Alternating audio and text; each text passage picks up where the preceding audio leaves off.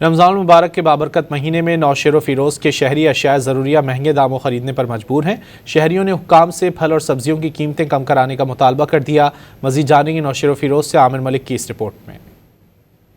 नौशेरो फिरोज में हर जानिब माह सयाम की भरपूर रौनकें हैं, लेकिन बाजारों में महंगाई का जिन बेकाबू है। फलों और सब्जियों की आसमान से बातें करती कीमतों से शहरी परेशान हैं। माह रमजान मुबारक आया तो उससे महंगाई इतनी बढ़ गई है कि आम आदमी बहुत परेशान है। हम डीसी नौशेरो फिरोज से मुतालबा करते हैं कि जो कमेटी वो बाजार का विजिट करे, मंडी का विजिट करे। हुक्मरानों को महंगाई का खात्मा करना चाहिए, जो जुल्म सितम हो रहा है इसका भी खात्मा करना चाहिए। महंगाई बहुत ज़्यादा हो गई है। रमज़ान में फ्रूट और ग्रोसरी का सामान और इस किस्म के गोश्त वगैरह सारे महंगे हैं। नौशेरो फिरोज के बाजारों में फल और सब्जियों की कीमतें दुगनी हो चुकी हैं और शहरी मनमाने दामों खरीदारी पर मजबूर हैं। उधर दुकानदार भी मंडी से महंगे दामों अशिया मिलने की दुहाइयां दे रहे हैं। जो लोग बोलते हैं महंगाई तो है, लेकिन हम क्या करें।